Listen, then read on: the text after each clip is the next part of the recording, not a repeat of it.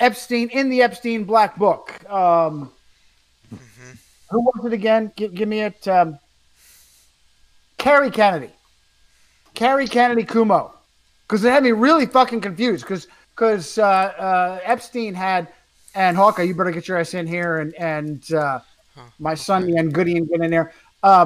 He had it in there, Andrew Cuomo, Carrie Kennedy, as one entry. I'm like, what the fuck is he got like five different people under one?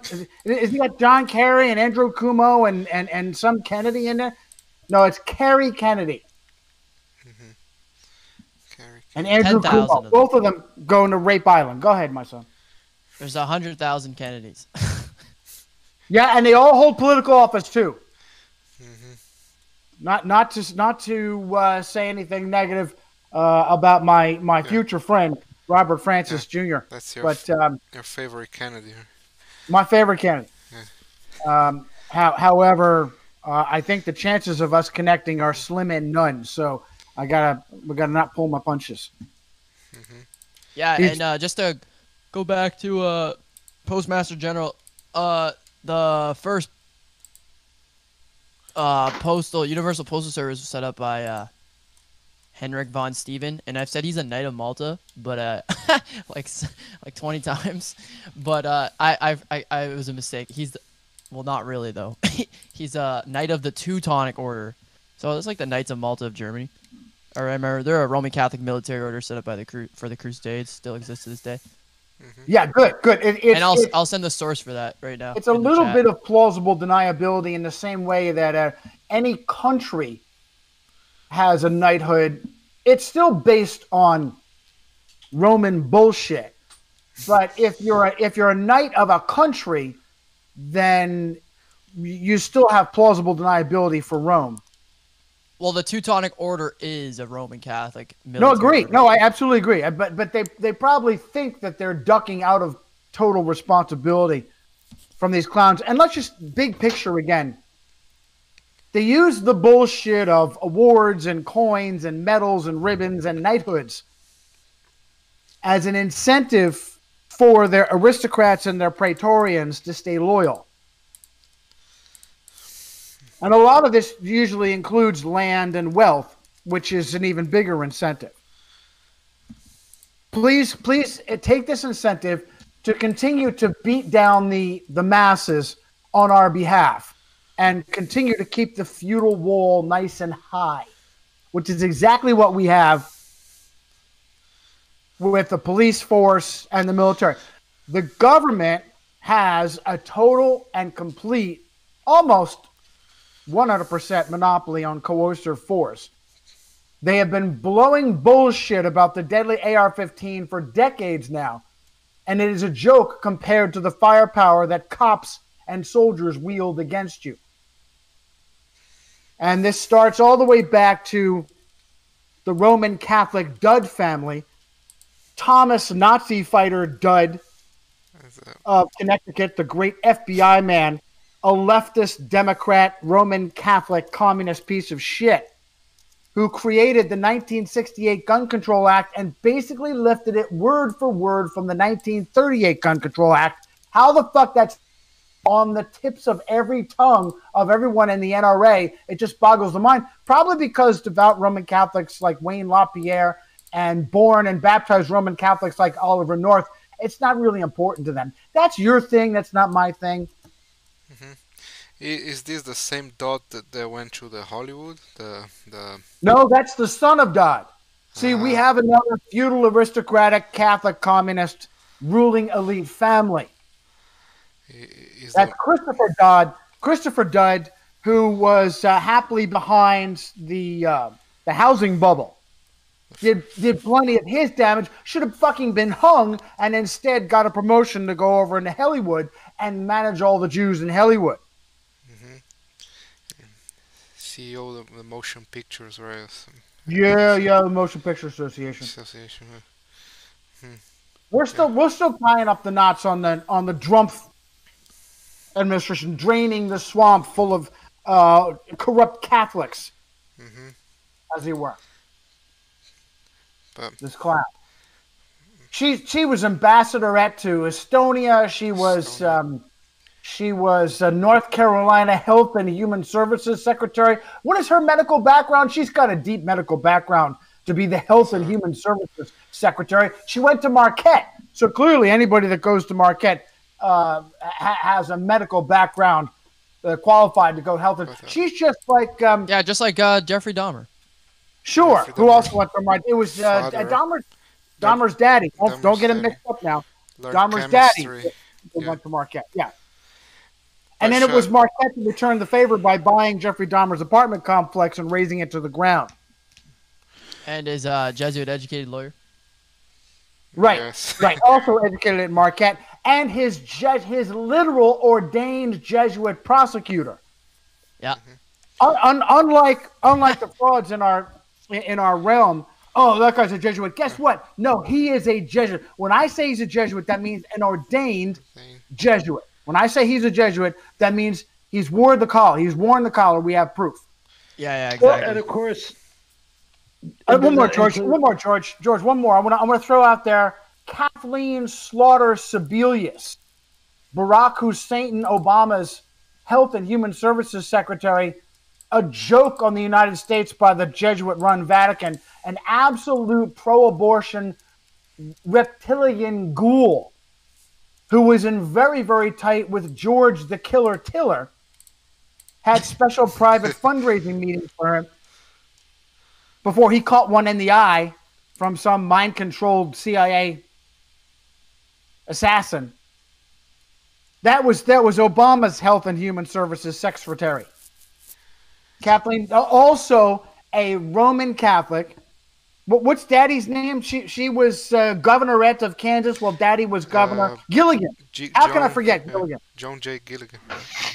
Gilligan over there in Ohio. Talk about Roman feudal ruling elite.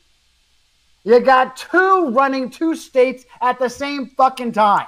But it's the Jews, all right. It's the Freemasons. It's the Illuminati. It's the Illuminati. Johnny. All right, I'll shut up, George. Go ahead.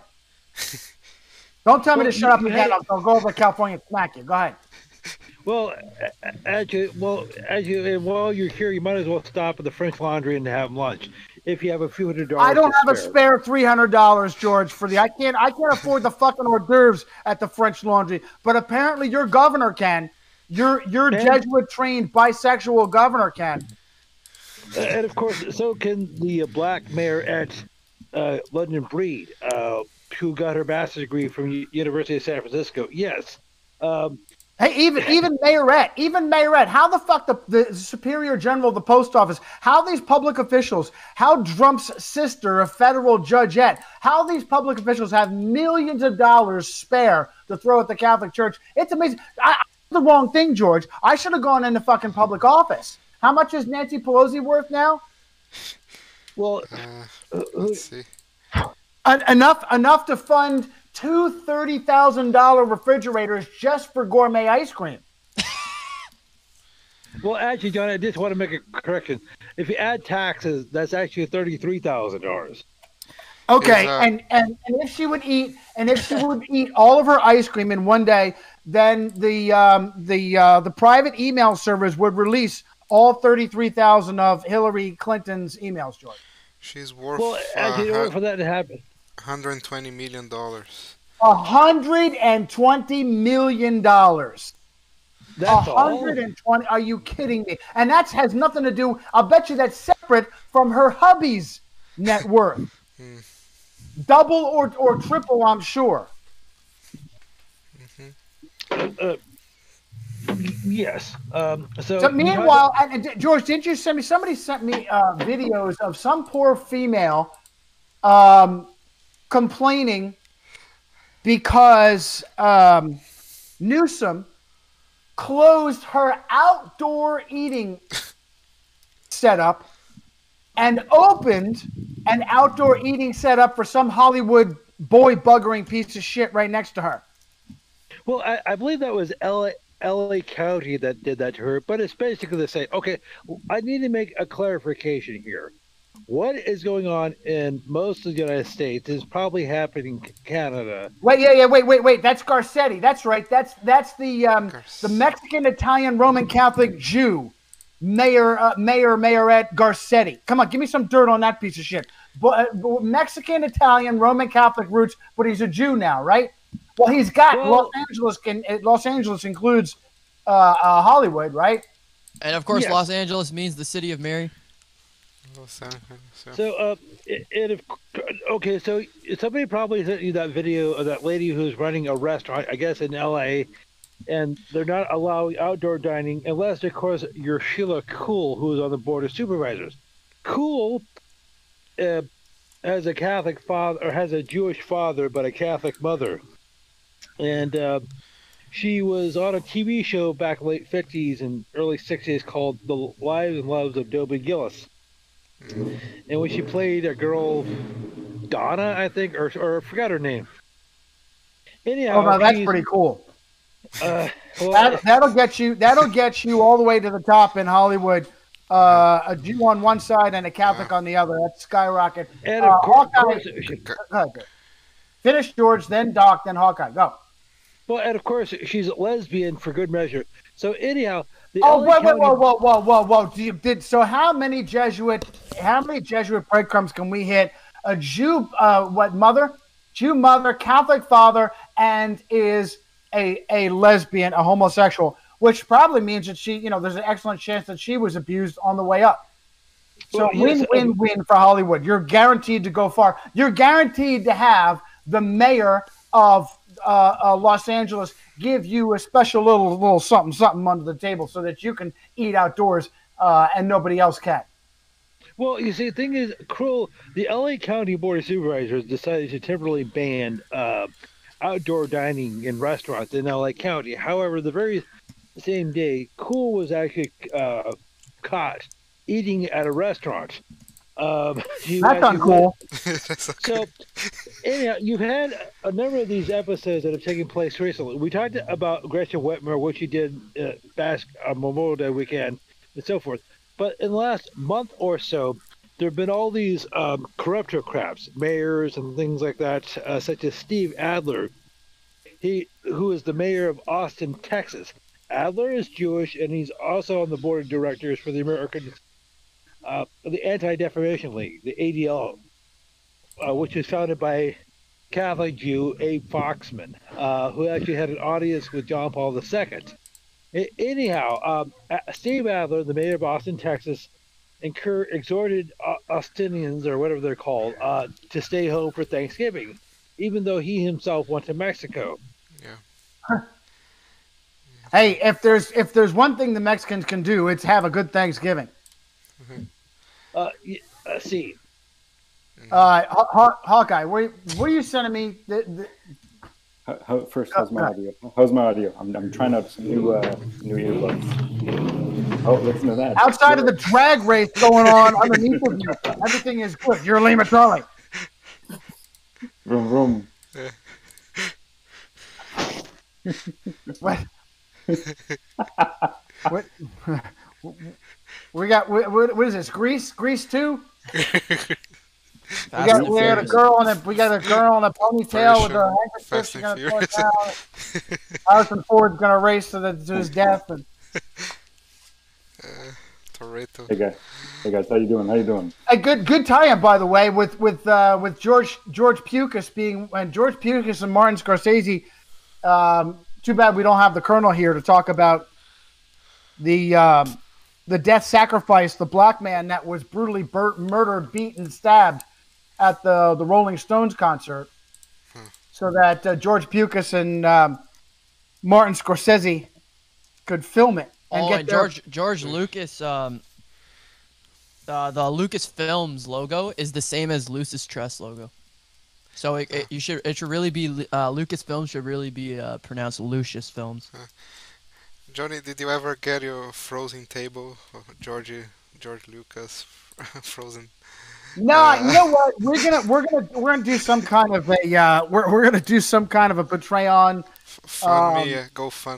GoFundMe. How much is it now? Frozen Buy Frozen frozen carbonite. carbonite. Is on the screen. Buy frozen carbonite, Lucas. Cool stuff, /film.com. How much? Come on, just tell me how much. No, I want it at an actual table. I don't want this fucker standing up in my. I want to eat my lunch off his face, off his frozen carbonite face. Come on, I want to see how much. $8,000 in stock. No, that's the Harrison Ford version. I don't want to Harrison have what is he? His left ass cheek is Jewish, so he's very popular. Harrison Ford. No, I definitely. No, how much? Pucas. The Harrison Ford one is $8,000. What's the Pucas table? I need a carbonite Pucas table, and I want my flying monkeys to go out there and panhandle on the street so that I can have a George Pucas flying carbonite table. Old times. Yeah, and of course, Frozen carbonite. George, did you say the founder of Anti-Defamation League? Who'd you say it was? George. Is he even here? All right, sweet. Founder is. Yeah, he's muted. Well, I don't know what he said, but I know Sigmund G. Livingston is the actual founder of Anti-Defamation League and B'nai B'narth, and he called the Counter-Reformation a wild accusation and a hoax, and then he said Catholics are not persecuted more than Jews because of being the majority and thus being in control of America, and subsequently all countries as well. And I'll give the links right now for that. I've said. Okay, so here, this is good. How did I not even see this? The Lucas Arts logo is a fucking Jesuit sunburst, just like the Lucius Trust. Yeah, but and so you think there's no connection, but the names are very similar. Lucas Arts, Lucius Trust.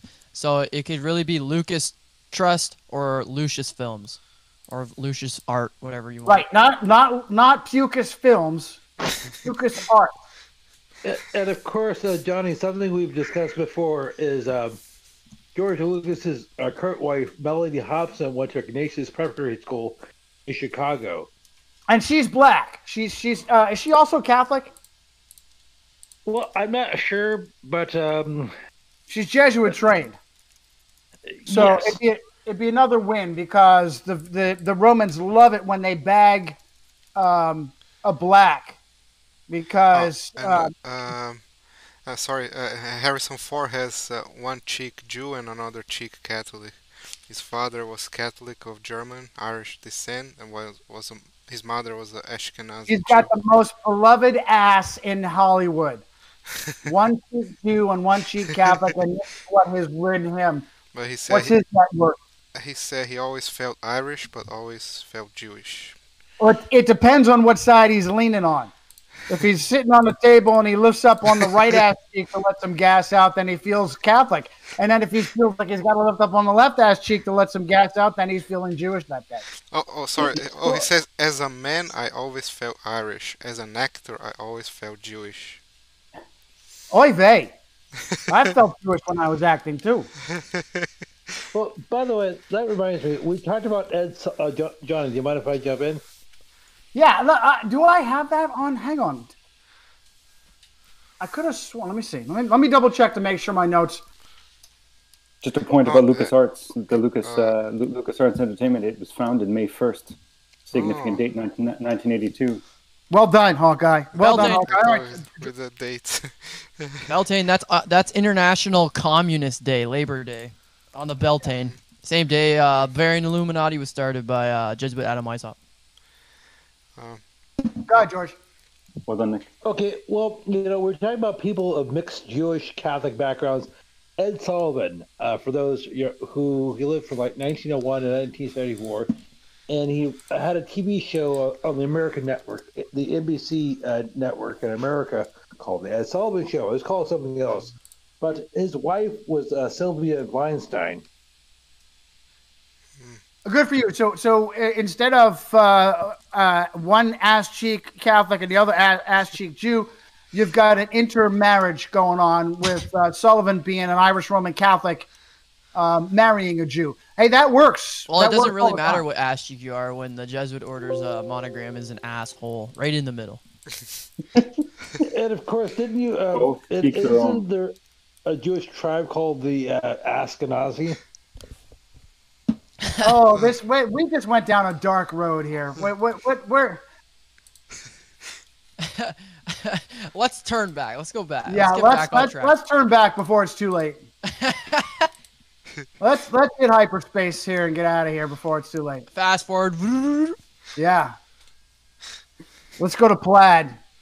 Never put that thing down. I don't know you're gonna make faces behind me with that thing. They've gone to Plaid. All right. Anyway. Oh, yo, guys! I found some really good stuff. So the Khazar hypothesis of Ashkenazi ancestry.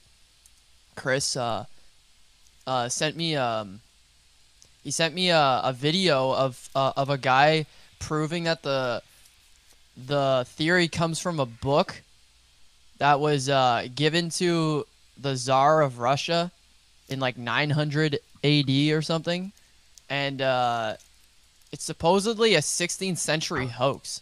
Like the book is a 16th century hoax. So if we can, he proves that it, like the theory is actually from the 16th century, and if that's true, I want to connect it to the Jesuits. But here, I'll send the video. But here, one sec. I don't know where the heck it is.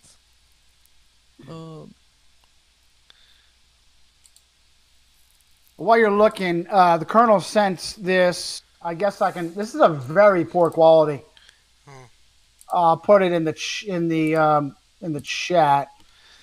But 1976, 60 minutes of the swine flu injuries. I mean, serious injuries. People being paralyzed and killed as a result of the swine flu vaccine. And who picked up the tab? Who did they sue? The United States taxpayer. United States taxpayer. Just like for money for the pedophiles or in the Catholic Church or in the lawsuits. Yep, Catholic priest rapes a child, let the taxpayers pay. That takes place in the really predominantly Catholic countries, Australia, Ireland. Let the tax first they'll have an inquiry, then they'll have an examination, then they'll have a report written, and then they'll bring in a juggler, not juggler, Jugglers. and then they'll have a seance. And then after doing absolutely nothing, they'll make the taxpayer pay off the victims. Yeah. Interesting. You see, on the even just the 76 swine flu outbreak wiki page, you have a top photo is U.S. President Gerald Ford receiving his vaccine for the swine flu. And you know what? If you watch him as he gets the vaccine, he starts to take on pig-like features in his face. You know some of those videos where you watch and you're like George Bush, he gets like reptilian eyes. If you watch the video where Ford takes the vaccine, his nose starts to turn up a little bit and his ears start to get a little pointed. You can't see it real. You got to watch it backwards. But he starts to take on swine-like features.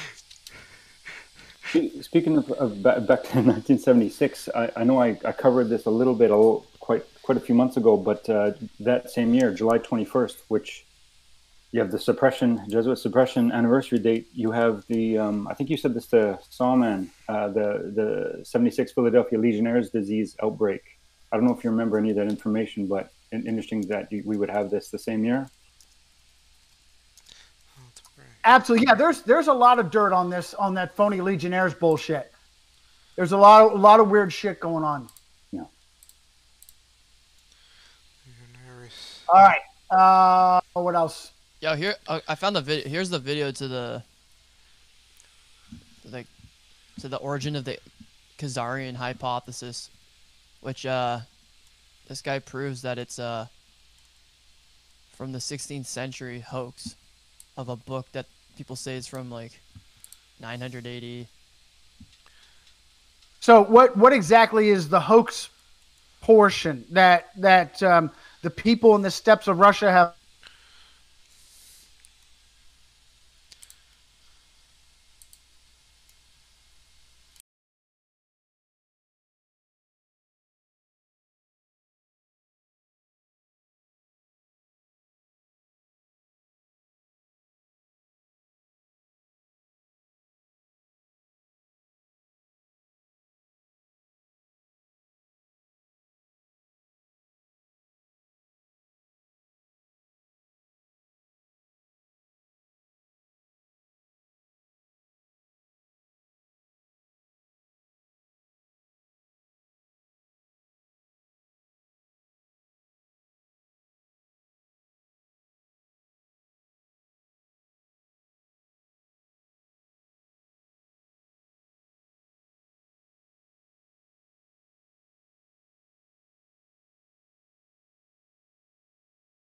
Yeah, I'm seeing no sound too. Check Hello, test. hello. Hello, can you hear Hello, me? Charlie. I can hear you Yeah, guys now. Yeah. I got you, Oh, Doc. yeah. Don't know what happened. Really. Is it Fascinating. back yet? I think we're back. If you can hear me. We've all okay. So We got it Leilani going. says okay, yeah. Okay, yeah. Yeah. Okay. What you're talking about? Sorry. Good. Yeah, Oh so yeah, so Nicholas was talking the- about this the Khazarian hoax on. Oh, So Yeah, so so the big first picture, Nicholas, big picture, real quick. You're going to finish your details. Hang on, just 1 second. How much have they pushed this? How much have you seen on phony Christian TV? Give money to the Russian Jews so they can go home. How much over the years, growing up for decades, the Jesuit satanic pieces of shit have pretended to be evangelical Christians helping the promised people leave Russia and return home. For decades, they have pushed that bullshit. Yeah, it first came to like popular I don't even know or like wide like public attention with Arthur Koestler's The 13th Tribe in 1976. And this is where this Ashkenazi Jewish thing comes from, and it's based on the book is based on this medieval forgery that is well known to be a medieval forgery that says it's from the 10th century between the supposed King Joseph of Khazaria and the Byzantine emperor at the time, and the one of the Muslim kings, and supposedly from the 11th century or the 10th century, but it's this guy talks about in this video I'll share about it being from the 16th century. So I wanna look into it further. I just remembered this right now, so Okay. if I can like the Byzantine Empire, that's like it's just Rome now. It all just went under Rome again when they split. Just went back under Rome. Okay. Do you want to talk about Operation Dark Winter? Oh yeah, sure. Well, I don't really know about the Operation Dark Winter. I mean, I've heard of it obviously, but The concept of this supposed upcoming blackout that we're going to get. yeah, and of course they've been talking about this since 2018, and it's escalated, especially in like I don't know, April and March and stuff. But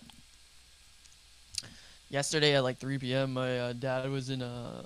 Yeah, you don't have to. You don't. Whoa. You do not have to give up how you got the information. Oh, You- okay, you okay. Got the information. Well, I think from I already both- messed it up now. Yeah, well, you just told everybody that's listening in for perpetuity. This will be the one fucking episode that stays up forever and ever. Everything else will get taken down. Yeah. Now they're going to start surfing your dad.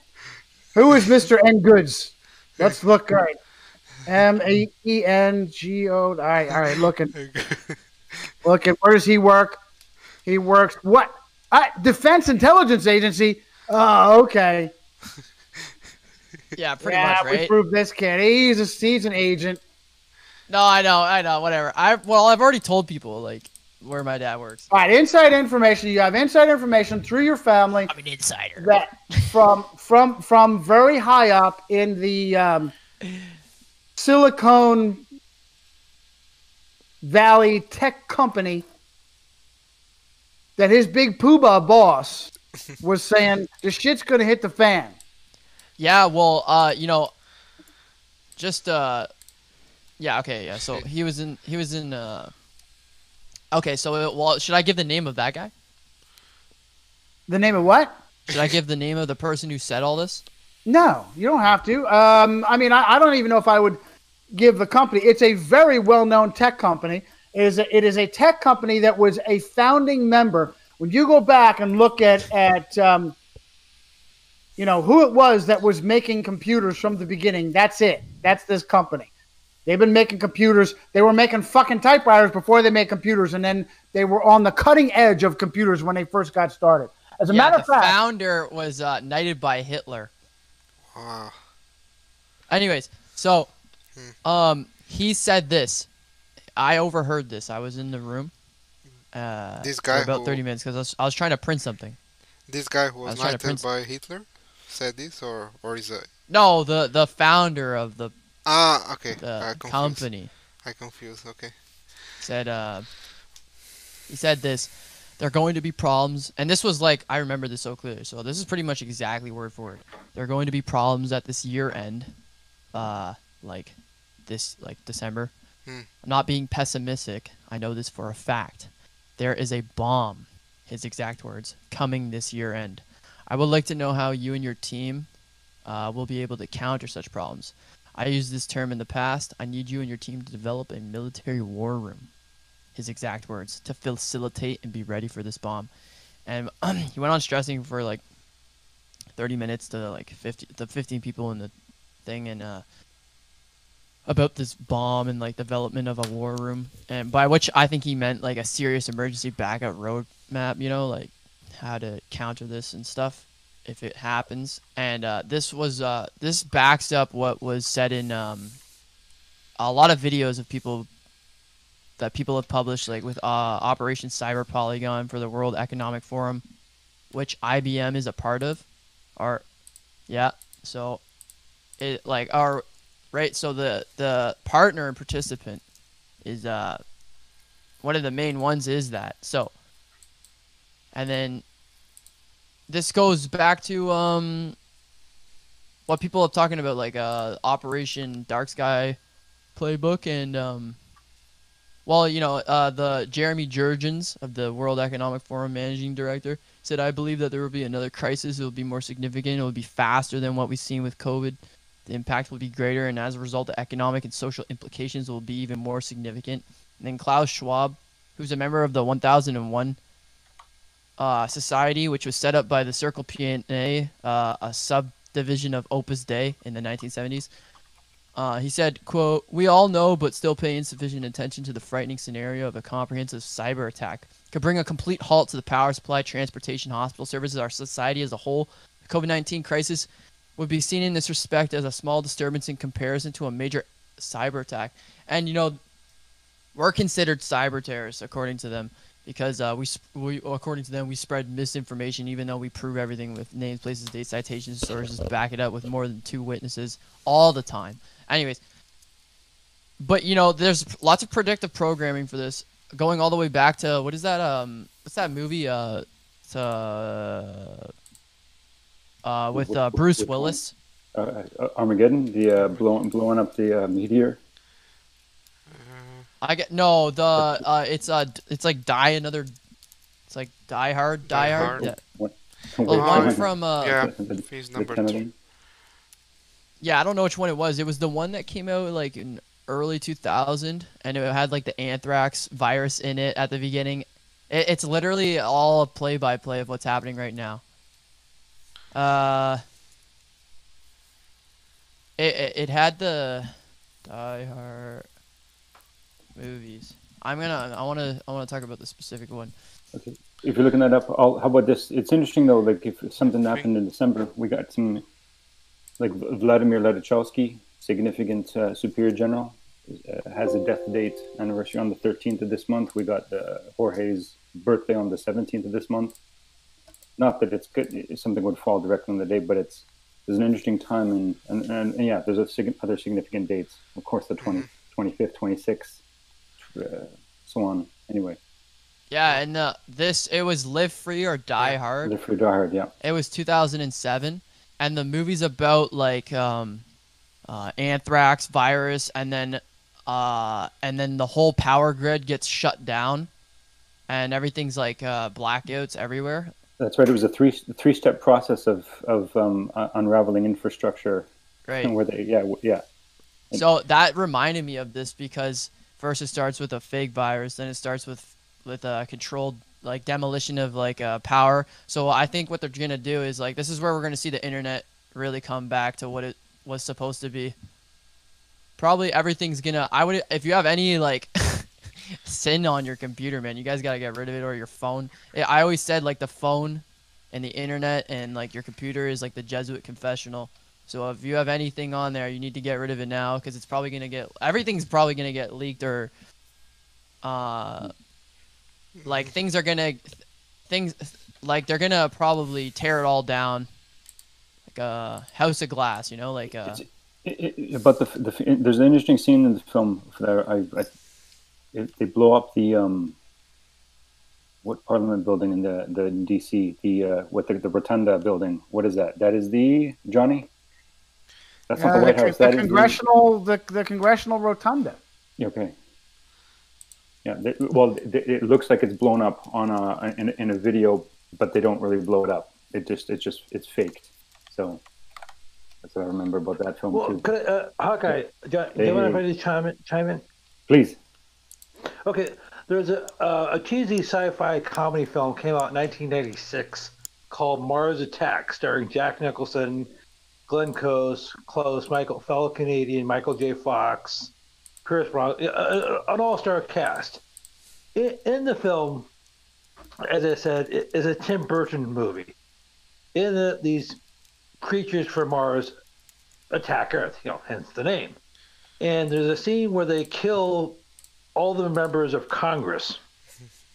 Also, there's another scene in the movie where they're rampaging through Las Vegas, Nevada, the Hollywood Strip, and they're going around, killing people in Hollywood, which was like, so you're talking about several elements of predictive programming in this. One, you have the October 2017 Vegas shooter, Stephen Paddock. Now, granted, he didn't allegedly have laser guns, but it was indicative of a mass killing in Vegas. I did see one of the movie posters where the Mars Attack aliens had his eyes closed, though. The bump stock killer.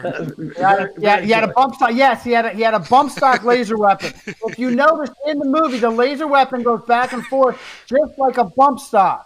That was one of the stupidest fucking movies. My wife says she loved that movie as a child. So you'd have to watch that movie as a child. And you know what? You shouldn't have been watching as a child because it's very graphic and twisted. One of the most stupid, unfunny movies I've ever seen. I just watched it recently for the first time. Absolutely ridiculous. There was a Mission Impossible, one of the later Mission Impossible movies where they psyop somebody into telling the truth. I put it up on my BitChute, blowing up D.C. and the Vatican right? Yeah. The latest one. Yeah. I think it was the latest one. Yeah. Good. Okay, so well, I'm being completely serious here. Zach Hubbard did a video a day or two ago, in which he said there's basically no difference between fiction and mainstream programming, whether you're talking about a comedy, a drama, or the news broadcast. They have the same people writing the scripts. Now, the only difference is your news broadcasters aren't nearly as entertaining, but it's basically they're supposed to reinforce each other. A news broadcast or news article or whatever is supposed to be reality. That is how they lull us to sleep. when you say you see something in a movie, in a music video or whatever, oh, that's not real. That's just a music video. That's just a movie. You can or a cartoon or whatever. You can easily dismiss it. Oh, however, when you hear something on the news or read an article, oh, that's real because, well, Hey, George. CNN or Yeah, it's predictive programming, George. Predictive programming. Go ahead, Nicholas. Well, just to go back, The Dark Knight, and of course it's spelled like K-N-I-H-T, which is obviously like a papal night, but also like a N-I-H-T, like the night and day. The Dark Knight Rises, and like the third one, right? By whatever his name is. But you know that what does it say right? Nolan, Christopher Nolan with his brother Matthew Francis, the fucking assassin. Yeah, Jesuit educated. And in that movie, right at the beginning, Bane with the mask on says, "Nobody cared who I was until I put the mask on." And this goes back to how Arturo Sosa said, like, there is no difference in like our COVID-19 mission to unify the world has shown us that there's no difference in age. So like when you wear the mask to him, when you wear the mask, you're no different than a pedophile because you both have the same identity and you've lost your original ones. Whereas before you had nothing in common, now you have everything in common. That's the movie that was playing during the Aurora, Colorado theater shooting. Yeah, and of course in that movie, the whole city gets locked down. The cities, the Holy See, gets locked down, and then there's all the blackouts, right? And it's during the winter. Remember, it starts snowing and stuff. And all the prisoners get released. That's just like what happened at the beginning, because they had COVID-19. I can't keep them in here. You sounded like those aliens from Mars Attacks. Do that again. Mars Attack. That's pretty good. Yo, and then that's more funny than that stupid movie was. What an asshole, Tim Robbins. What an unfunny asshole.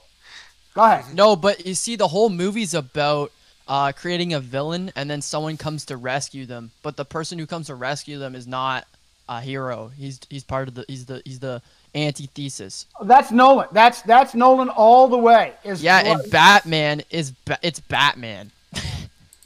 It's Batman. The Dracula. White is black, black is white. Hero is villain, villain is hero. So Bane said no one cared who I was until I put the mask on. Right? Yeah. So everyone thinks they're part of everyone. Like, people like wearing the mask. They think it's cool. They think it's like part of their like style, like their outfit. They like all the marketing behind it. All the clothing companies have like their own custom masks and all this stuff, right? Like it's gonna be ingrained in people's minds. It's not just it's part of like pop culture now, and people think it's cool, and like it makes them it hides their emotions, and they can hide behind something. People already hid behind their phones, when they were taking pictures of like selfies and stuff. All the youth, they put their phone in front of their face to hide their face. Now they don't need to do that. They can just and as a matter of fact, it's the third movie that has our favorite People's Court scene that Nolan was using to actually scare us out of the People's Court. Yeah, I know. Christopher Nolan, I don't even think he does any of it. I think it's his brother. He hides behind his brother. His Jesuit-trained brother, was it Jonathan? I think is his Jesuit-trained brother. Georgetown Jesuit-trained brother? Hold on. Yeah, what was the first movie? Memento by Christopher Nolan. There's a book written by a Catholic author. He says Memento is like the most Roman Catholic movie ever. Jonathan attended Georgetown. Jonathan Nolan. Yeah. Well, and just like Malcolm Lee, ex-cousin, went to Georgetown. Yeah, for some reason I didn't create a dossier on Jonathan. I got to do that now. Also, just noting, The Dark Knight Rises was released, so you have July 20th, 2012. And if it was released in the evening, that would have been July 21st in Rome. Yeah, and that movie has a bomb in it. There's a bomb that goes off, and there's blackouts, and it's winter, and everything's locked down. And then comes the Savior. The Roman Catholic Church is Batman to save you from Bane. Well, of course, if I could say so, I know we've talked about the Aurora shooting back. Was it 2012. So that was on July the 20th, the same day of the alleged Apollo 11, the moon landing, 1969. And for what it's worth, I know the stretch, it was actually at a 16th century's cinemas, 16th century, the product, which was the time of the Protestant Reformation and the Counter Reformation, specifically the Council of Trent. I realize this is a bit of a stretch. Also, there's always a reason, according to our friend Zach, there's always a reason why they choose certain dates to pull off their event. Now, the general public, those of us who are uninitiated, generally speaking, don't know why. Occasionally, we might know the name of a famous battle or when a saint became canonized or something like that. But there's always a Kabbalistic reason as to why they choose a date, a location, a specific time. Can I just add to that? When something goes down or we're looking stuff up, some of the first places I go is literally back to 16th century. What happened in the 1500s? Because we're in the realm of the last 500 years, the Counter Reformation. There's the love of being able to drive in the knife up to the hilt, and nobody knows why. But it is so critical. That is so critical. This whole issue of flat Earth, round Earth, cosmology, etc., when did this become an issue? When did humanity learn that the Earth wasn't flat? 500 years ago, right at the crest of the Counter-Reformation, being led by a Roman Catholic priest named Nicholas Copernicus. Yeah, Dominican priest. His whole family was Dominican. He was forced to release the book on the revolutionary of heavenly The Dominicans were the attack dogs at this time. They were the special forces of the Vatican prior to the advent of the Jesuits. It was a Dominican, Johann Tetzel, that was wrenching money from the innocent of Germany that encouraged Luther to get pissed off in the first place. It was a piece of shit Dominican who was stealing from the poor who couldn't afford it, so that other piece of shit, Giovanni de' Medici, could have more orgies. No exaggeration. And claim that he was helping to rebuild St. Peter's and pay off Michelangelo Buonarroti for his masterpieces. It was de' Medici who at his inauguration, his crowning, had naked boys popping out of a dessert. I think both Secret History and Eaters of Children, but I think particularly Secret History, goes into the details of this, the depravity, absolute monsters these popes were and are. Eaters of Children opens with, you lay a very sound foundation before the rest of the book about the history of this. Yeah, and of course, the Medicis are nothing compared to the Jesuits. There's a letter from Ignatius of Loyola to Diego Lainez. You can find this in Count von Paul Hosenbrook's ex-Jesuit, 14 Years of Jesuit, Volume 2. He quotes this letter. He says, quote, Lainez, you are to insinuate to the Duke Cosimo de' Medici's wife, who is to be confined shortly, that she should act in the same manner as the Queen of Portugal had acted before her confinement, namely, to make a settlement of 500 gold florins on the Jesuit college. Of course, this is all about what the Jesuit constitutions and the Monita Secreta Societatis Iesu, secret instructions of the Jesuit order, talk about, to procure the advancement in the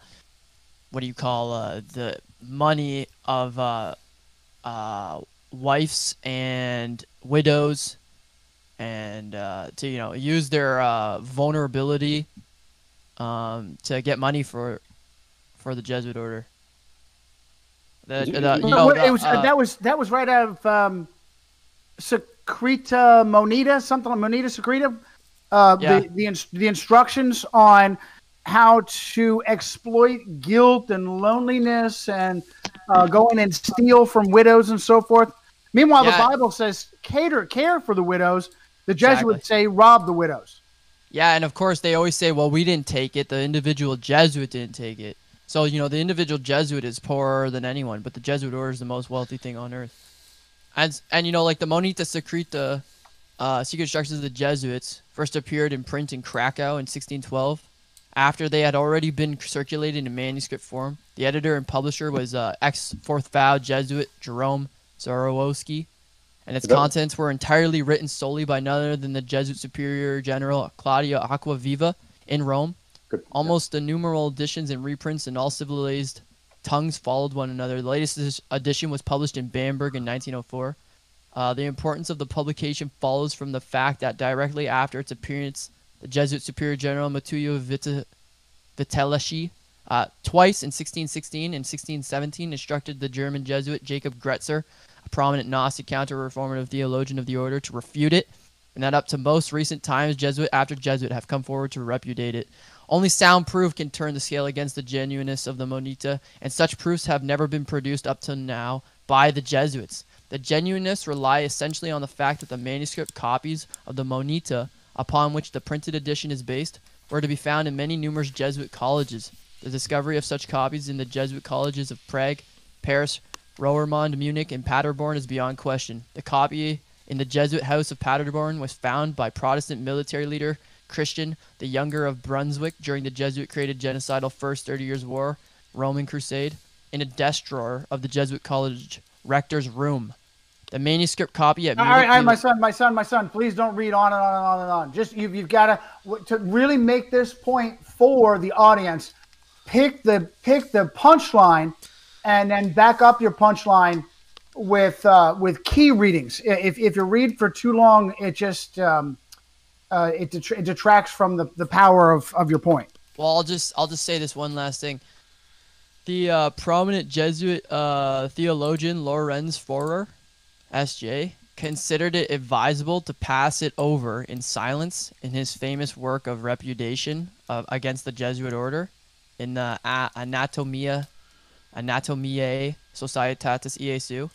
So it's a book written by this Jesuit about all the conspiracy theories against the Jesuit order, right?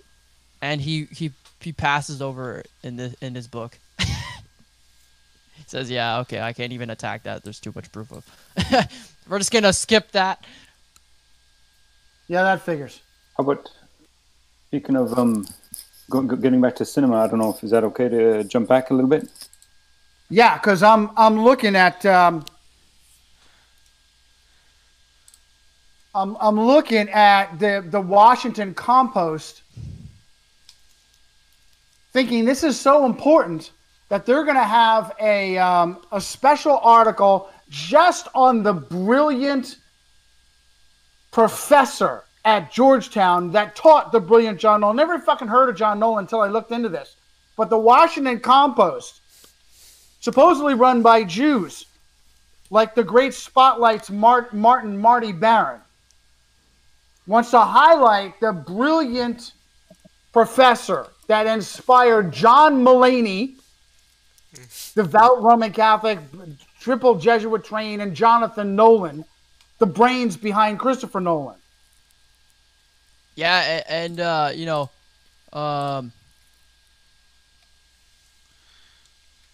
found it. in the book by J.L.A. Garcia, White Knights of the Soul, Christopher Nolan's Insomnia and the Renewal of Moral Reflection in Film. It was published by Logos, a journal of Catholic thought and culture, 9, number 4, 2006, pages 82 to 117. It talks about what you just said, how it was Jonathan Mulroney and his Catholic perspective that helps Christopher Nolan. Well, just brilliant. They're absolutely brilliant. And let me say, while I'm at it, Hawkeye, I do want your further opinions on this. I gotta say, Terminator: Dark Fate was probably one of the worst movies I have ever subjected myself to. One of the most awful. It was so bad. I wished for somebody like Jonathan Nolan to have written that, because it seemed like a room full of 9-year-old girls at a Catholic school had written that movie. There are two male characters, one Hispanic who is the unstoppable ultimate evil, and an ancient Arnold Terminator, who, after he kills the previous hero, John Connor, the movie starts off and he kills the John Connor to be replaced by a Hispanic female. He goes on to become a family man, I shit you not. The Terminator, Arnold the Terminator, goes on to raise a family. I'm telling you, 9-year-old girls at a Catholic school wrote this movie. It's so fucking bad. Then the hero is what the heck is this? Who is this female? Mackenzie something or other. She was in the Blade Runner. She was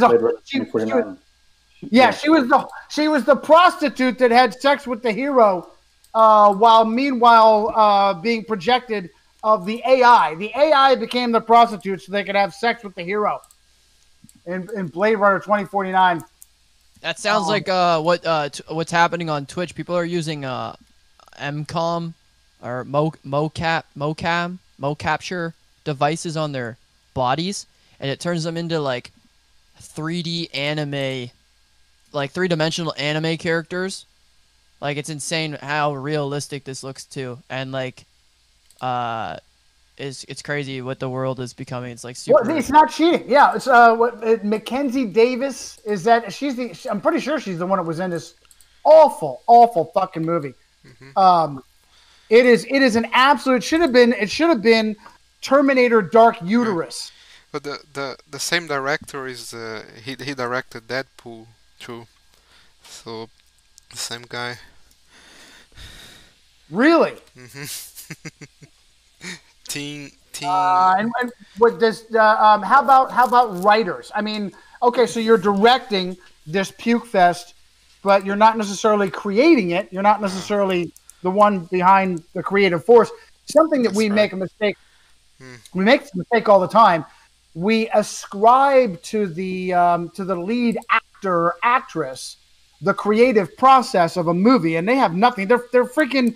The nicest thing you could say is they're minor birds. They're minor birds. They're just regurgitating lines, and they're supposedly acting out in the process. So, but they shoulder the weight in a way. And we look over, some of the director, but also who's behind the director, screenwriter, right. what with the source material. But let's so the Dark Fate film. How about this? Released on October 23rd, Ignatius Loyola's birthday. In 2019. Oh, get the hell! See, this is why the Hawkeye he stands up. He's in his perch up there. It is awful. It is awful. It is absolute one of the worst Catholic bullshit movies. This is the future, right? This is the future. They've got to get this Hispanic female heroine across the border, and they talk about it. Are you kidding me? A Mexican across the border? As soon as if she passed wind and the gas floated across the border, automated machine gun turrets would pop up and slaughter half the population of Mexico because she farted and across the border. Are you kidding me?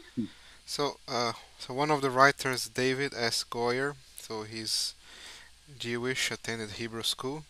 So he's also the writer for Christopher Nolan's Dark Knight trilogy, Man of Steel, Batman vs Superman, Dawn of Justice. What brilliance. What absolute brilliance. Oh, and by the way, Arnold's surrogate family, when the Terminator starts a family, that's also a Hispanic female and her son. Mackenzie Davis. And she is a very odd-looking young woman. I don't know if her unusual. She's very tall.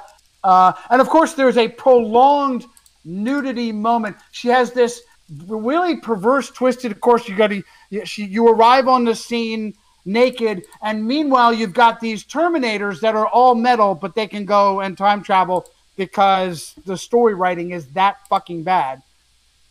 And the prolonged ass kicking, she's naked through that. Of course, it implies the nudity, but it's that's like Eva Green in the 300 sequel. She spends like a half hour with her top off. And that means that she's spending like 3 or 4 hours in the movie making process without a fucking top on, around with this crew. You know, this is what they do. It's this art. is what you're willing to do.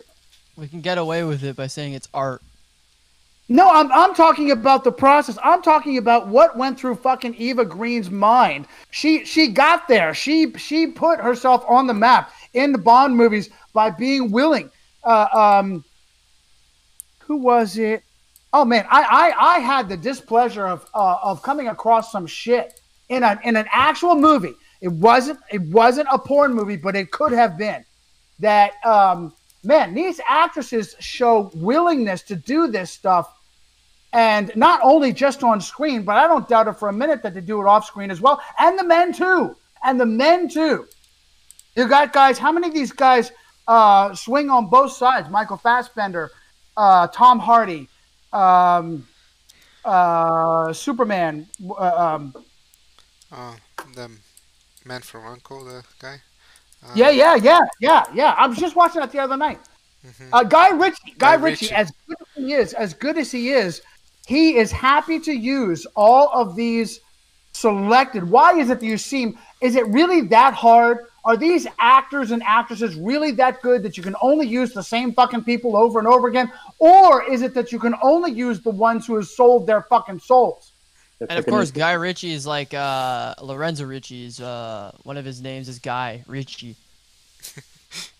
I think it has to do a lot too with, okay, can I prove this? No, but why the same actors, actresses? Is it because of the closed loop? Because there's the secrecy, the code of silence, how they've been used, how they use others, and then unfortunately, I think that's what these deliver to us the messages, the ratio studiorum, the values that the young, the impressionable minds will pick up, whether it's just on the surface clothing or mannerisms or words, speak, phrases, swear words, you name it, actions, how we treat the opposite sex, how we treat each other, our parents, or people in authority. So, yeah, fantastic. And Hawkeye, what a fantastic find that awful movie was released on Lola's birthday. Well, how about this? Nicholas, go ahead. Yeah. Well, it says Europe. It was released on the 23rd, and then of October, so Loyal's birthday, but on November 1st in the United States. So you have this double entendre meaning. So it could be as terrible as it is, but what are they selling? They're selling. I've never seen it, so I can't comment on it. But you have to hit the two. Don't. Please don't. Yeah, and so and Nicholas. I had never thought of that. So there is a Guy in the Ricci lineage. I wonder if that is part of the Kabbalah of the ex-husband of Madonna Ciccone. That's her last name. He is very plugged in. And Man from U.N.C.L.E., why first of all, it's thoroughly enjoyable. High replay value, as Luciferian as it all is. The Americans and the Soviets have to get together. And, of course, Little Army Hammer, the great-grand whatever, son, nephew, whatever, of Armand Hammer, an absolute Anthony Sutton had a field day with Armand Hammer and how he kept the Cold War going with full-on treason. Guy Ritchie very happy to use these people. He seeks them out, but they're going after a secret society of rich in Italy as the bad guys, and that also adds to the value, the replay value for me. So there's a Guy Ritchie. Are you fucking kidding me? There's a Guy Ritchie Guy Fawkes in the Jesuit Ritchie family. Yeah, so the combination of Guy Fawkes and the Ritchie family. Listen, this is all part of the Kabbalah. There may not be an actual bloodline connection, but there's a Kabbalah circumstantial connection. Mm-hmm. You bet. Well done, Nicholas. I'm Yeah, waiting. and just you know, He's stunned. just to go back to like theater, you know, in Henry G. Schnitzler's "The Jesuit Contribution to Theater" article from I forget 2005, something like that, or maybe it's 1995. So he says this whole article is unreal. Everyone's got to read it. It says the Jesuits, on the other hand, at once recognized the theater as a dynamic force which might be used for much broader and, in terms of the order's missionary program, more significant ends. The awareness that here was a powerful weapon for the implementation of counter-reformatory propaganda was responsible for the development, as well as for most features of that unique phenomenon, the Jesuit School of Theater. So it's a weapon, but he talks about like it being like the Jesuit spiritual exercises, and he even like the Protestants made their children see these. He says even Protestant children were entrusted to their care, a remarkable fact since the order's professed aim was to serve as a fighting force in the struggle against the new faith. And by the way, guys, Doc, James Cameron is co-billed as behind this awful puke fest story. Co-billed along with that Jew Friedman and Egley and Goyer and Goyam and all the rest of them. Go ahead, Hawkeye. Yeah, James Francis Cameron. Yeah, thank you, James Francis. That was for Suzanne and Nana and all the flying monkeys and monkeyettes that had to have that. I do want to hit the Matrix, the third one, the Revolutions, for a sec. If we got, if we're gonna, are we coming? Sure. Yeah. No, we've got as long as the host says. Yes. Yeah. That will be done. Plenty of time. So you got the Revolutions, the final the trilogy back from '99 to 2003, and so Revolutions was released on November 5th. Remember the 5th of November. And if white is black, black is white, good is evil, evil is good. Remember the ending. You have the final battle between Agent Smith, and Neo, Keanu Reeves' character. You have the Dark Knight. You have the rain. You have the the green rain is supposed to be the green language, which is the Nephilim language according to Freemasonry. It's called the Code of Pesher, and it was originally called the Green Language. Fantastic. But what happens though with this fight? You have who represents what? And I did a blog post, probably one of my first ones, about Neo, of course, and Eric brought up a great point about how he becomes Jesuit priest-like as the trilogy progresses. You have this his residual image of his digital self. So his self projection would become more and more priest-like, more and more Jesuit priest-like. Does Neo represent the Black Papacy? That can. Well, they all wear Jesuit Cossacks. Of course, but then when we get into the end, back to the final, and I'm sure most, if not all, have seen it, so it's not spoiling it. But you have this. So who does Neo represent? But then also who does Smith represent? Because you have essentially millions of Smith characters, but then you have Smith assimilating Neo, but then Neo enters Smith and destroys them all, which is fascinating when you look at like white is black, black is white. What's the message here really?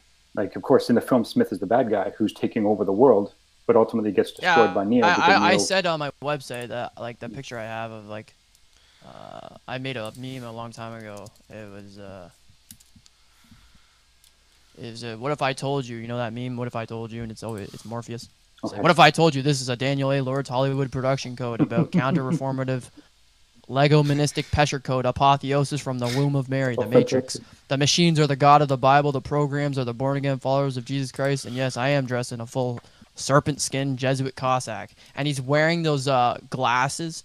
And there's a painting of Jesuits wearing the exact same sunglasses. But Matt, how about this though? We are Smith. Like we are Smith, and we're being assimilated. Why? Yeah, just like in Green Lantern, just like in the Ryan Reynolds Green Lantern. And Bruce Berman was Jesuit trained and educated at Georgetown University. Yeah, American film industry executive.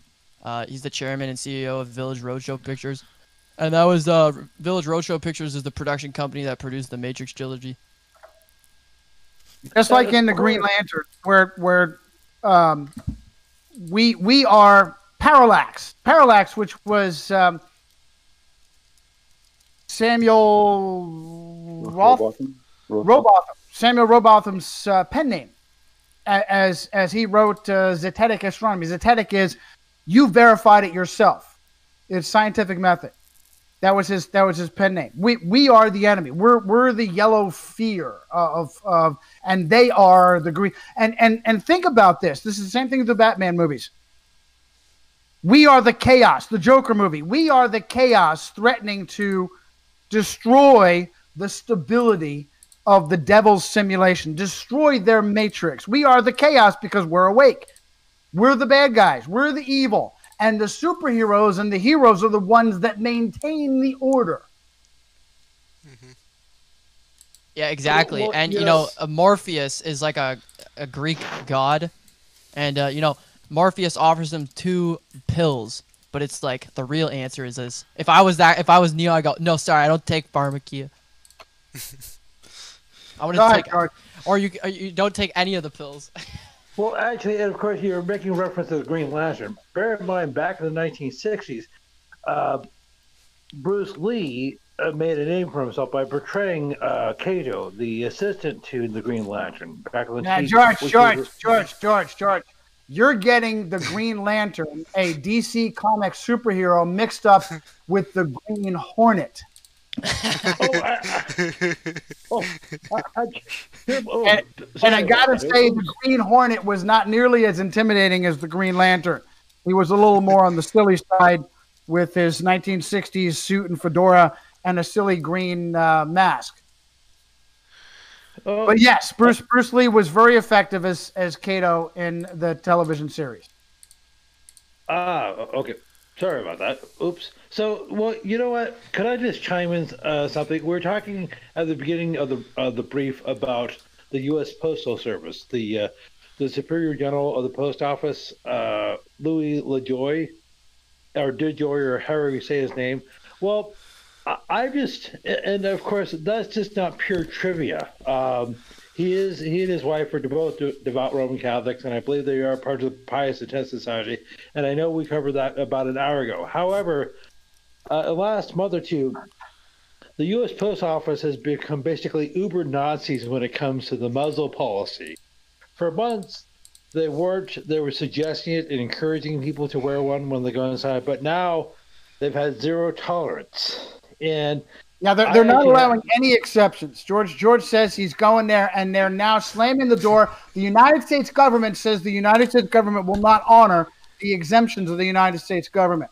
By the way, as a quick aside, Luke says in the chat, we are Smith, just like we are Legion. Oh, by the way, the bad guy AI in Terminator Dark Uterus is also named Legion. Well, you know, this is something we've been discussing for months, 6+ months. United States, it's probably just as bad in Canada or any other country, but America, here south of the border, it's the real pandemic, the real crisis is the tyranny and the utter criminality that's being allowed to run rampant at the state and local level here in places like California, as well as private businesses. Private businesses and corporations have become de facto agents of the government. They're not only de facto governmental agencies, they're now cops and doctors. Your local barista who's making maybe 10 or $12 an hour can give you medical advice, and he can determine whether you can come into his store. He's also a cop. He has the power to deny you entry. And of course, we just talked about the U.S. Post Office, and we basically have degenerated into the old West and to America. It's basically every man for himself. So, and people can make up any rules they want. They can All right, so here's where we're at, George. Here's where we're at. This is a rehash of what we talked about before. Have a plan. Have a plan. That exceptionally well done A-Team remake starring the most gorgeous man with a nose on the Flat Earth, Bradley Cooper, and the man who repeatedly plays Jesuits, Liam Neeson. Have a plan. So the United States government is no longer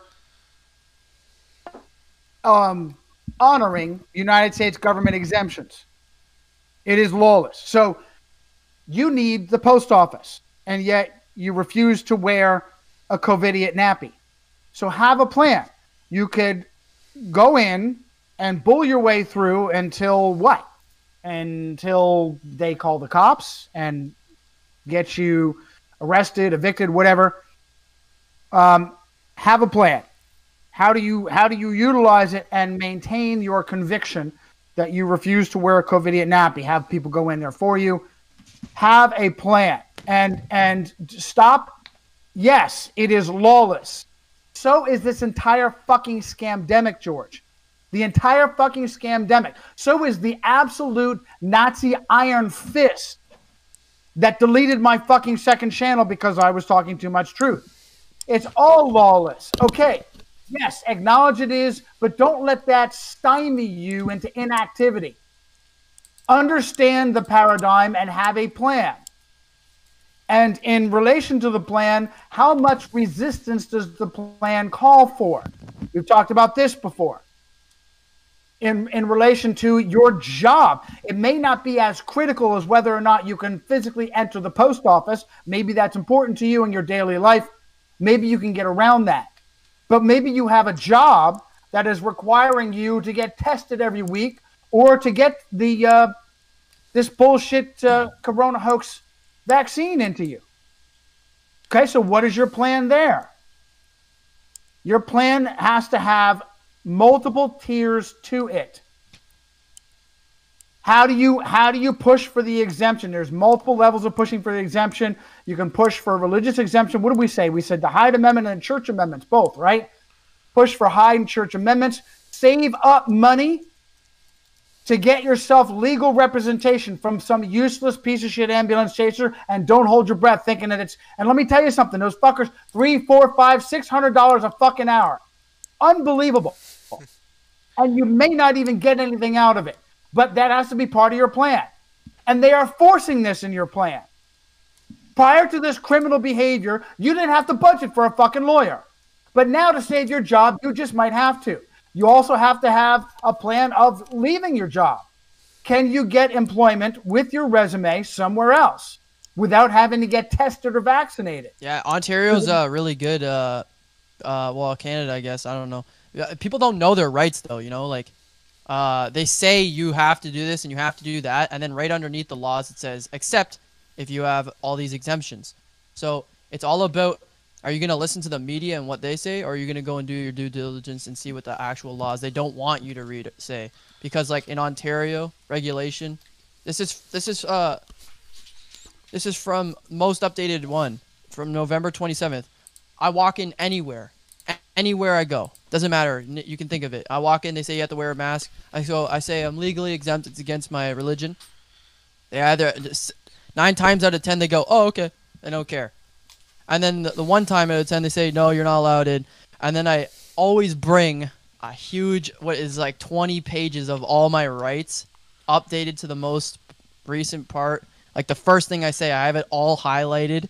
I say Schedule 1 business and what is that? I say Ontario regulation, reopening Ontario, flexible response to COVID-19 Act 2020, rules for areas in Stage 3.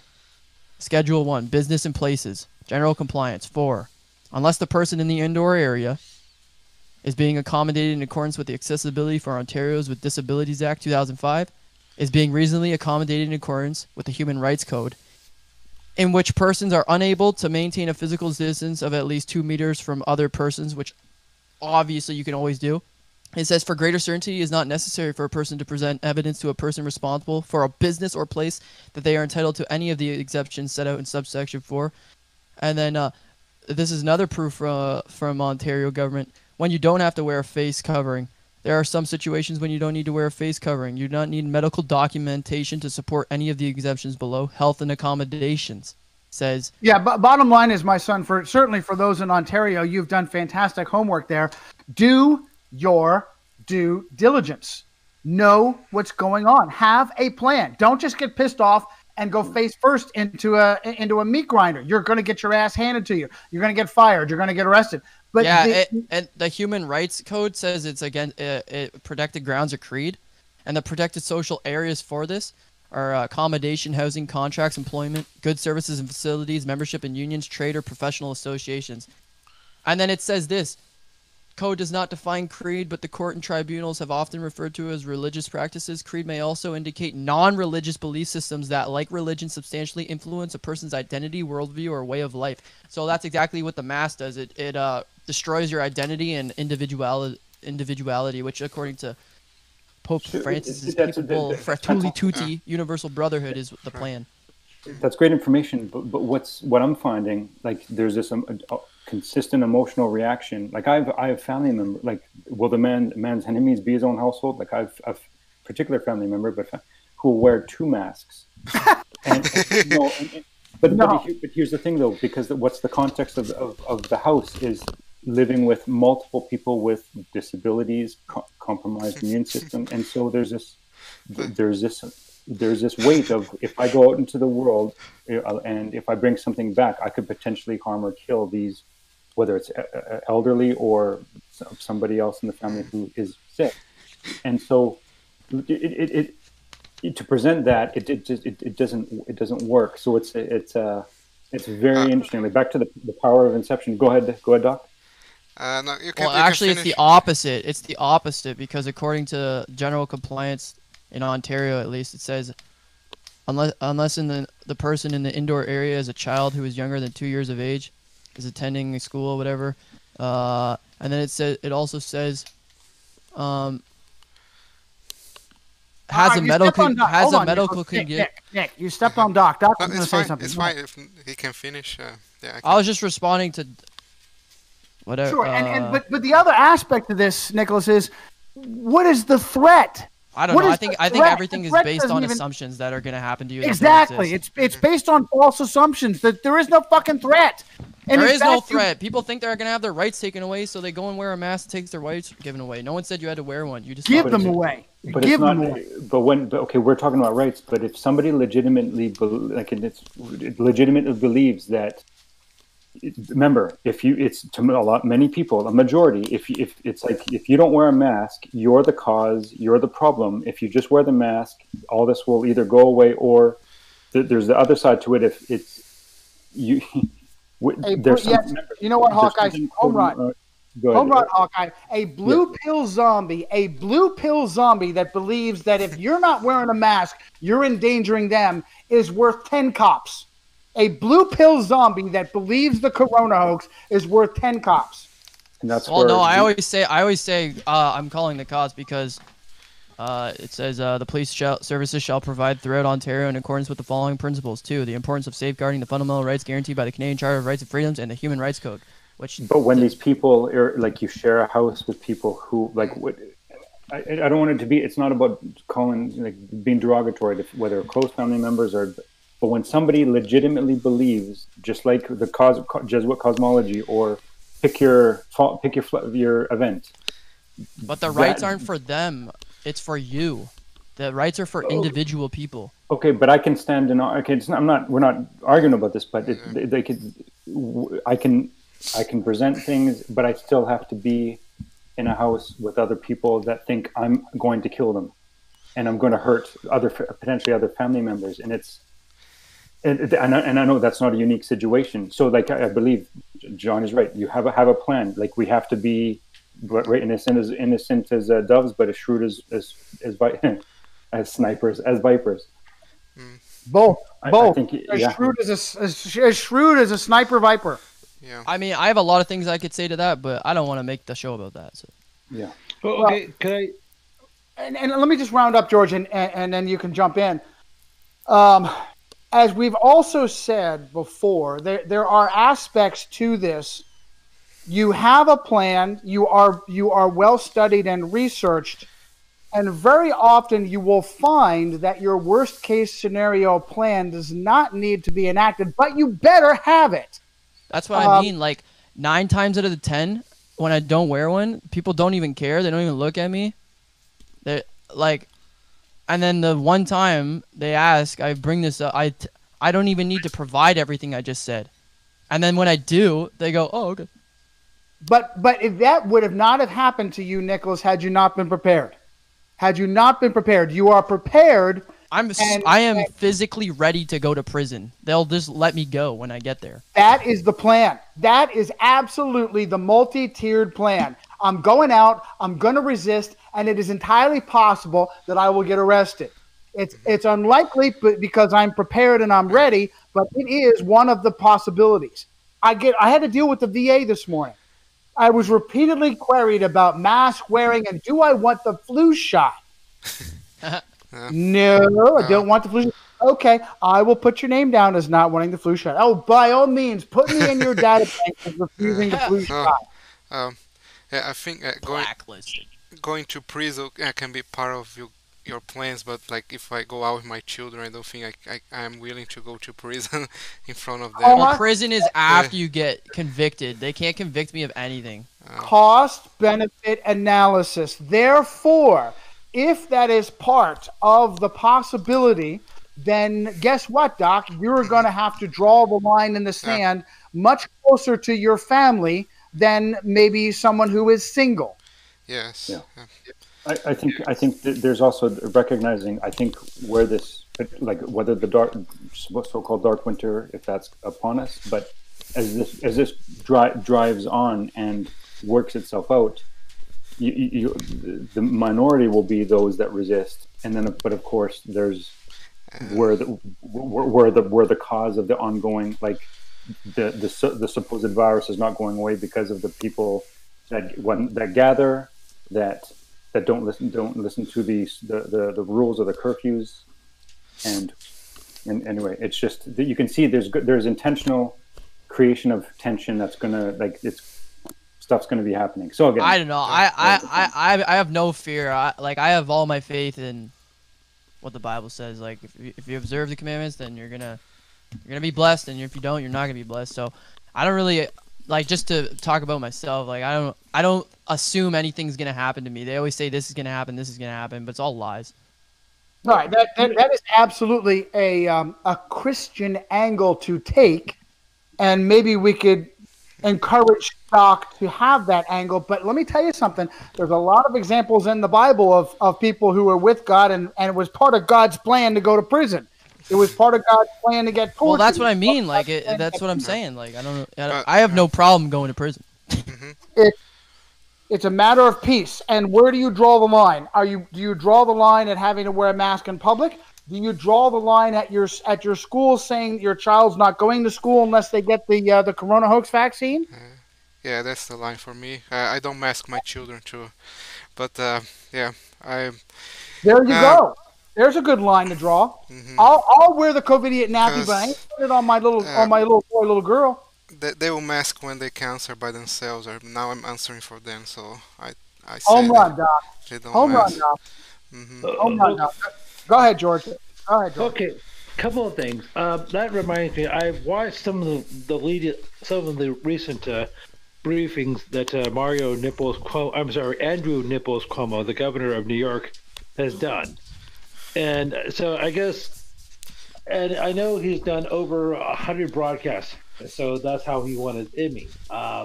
Yeah, George, you're getting the Catholic communist father governor of New York confused with the Catholic communist son governor of New York. Very easy to do that. Super Mario and versus Andrew. And by the way, as Doc was showing that map of exemptions, the two states that stood out that have no exemptions, the People's Republic of Mexico under Gavin Newsom and the People's Republic of New York under Nichols Cuomo, George. Are you talking about for vaccines or for the Religious exemptions were removed from both those states, and I think that's for vaccines in general. Yeah. You go into those communist Catholic fiefdoms, you're getting a vaccine. Oh, okay. So, well, I guess I'll have to go to jail, or I won't fly again, or whatever. It's not as it's been years since I've been on a plane. Okay. Yo, according to the Human And- Rights Act, though, anyone who tells me to leave a building when I present all those rights to them, which I don't have to do, in the Human Rights Code, it says any person who contravenes subsection 9 or subsection 31 or an order of the tribunal is guilty of an offense and on conviction is liable to a fine of not more than $25,000. Okay, so the next issue, I'm going to let George jump in because we've been stepping on him. But the next issue is you have the law in your right, but then again, who is going to enforce that fine? So you've got Human a Rights lawless Commission, the government Ontario Human that Rights is Commission. probably not going to have your back, even though you're in the right. Go ahead, George. Okay, a couple of things. Well, that's not what it says, but Regardless, my general point is that's also an assumption in my opinion. Yes, you're assuming. And this is what George's point is. You've got a lawless society, even though the law is on your side. We have with the Supreme Court in Michigan.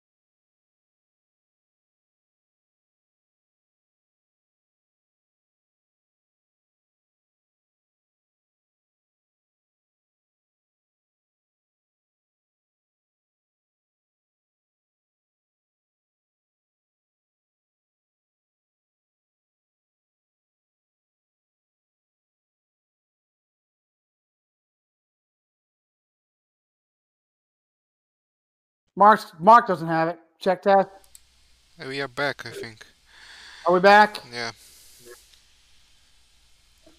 All right. So I'd like to get a thumbs up there. I can hear. Check. Yeah, we're back. All right, Leilani, we're back. All right, George. Sorry to interrupt you, but nobody can hear you. So go ahead and continue. Okay. According to Andrew Nichols Cuomo, the current governor of New York, he said, according to surveys, half of Americans do not want to take the jab for whatever reason. And they said in order for it to be effective, you need to get a minimum 70% participation, preferably 75, 80%. And so he said, we're going to have to launch a massive public service campaign, aka propaganda campaign, to get those numbers up. Also, there's a great deal of hesitancy among minorities in general and blacks in particular.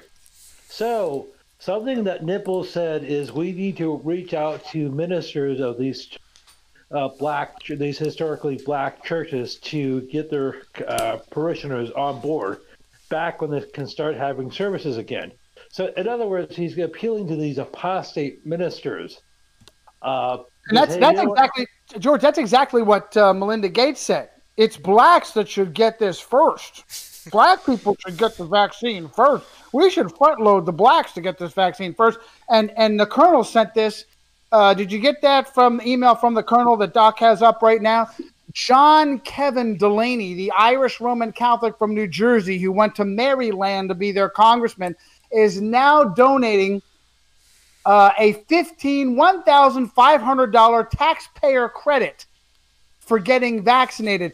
John Kevin Delaney, who was educated at Bergen County Catholic in the People's Republic of New Jersey and met his wife at Georgetown Law, is now a congressman and also a presidential candidate, a pro-abortion Roman Catholic from the People's Republic of Maryland, says, hey, we're going to incentivize taking this vaccine with a $1,500 taxpayer check because, oh, why not? We got, what are we, $30 trillion in debt. Let's spend more of the taxpayers' money. The taxpayers are already buying off all the people that are being killed and paralyzed by fucking Big Pharma. Let's go ahead and write some more taxpayer checks on behalf of Big Pharma to encourage the sheeple to get vaccinated. George, did you get that article that the Colonel sent?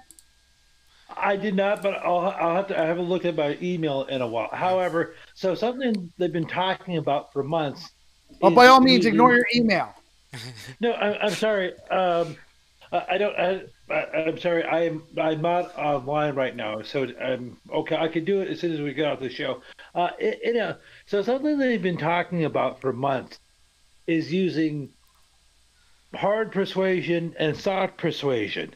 One was giving them, offering people when the stimulus check, $1,500 or whatever, or using that soft persuasion. Hard encouragement is, well, if you live in subsidized housing, Section 8 here in the U.S., we might kick you out. Or if you're receiving any sort of like Social Security, disability, welfare, we might yank your check unless you agree to get the vaccine.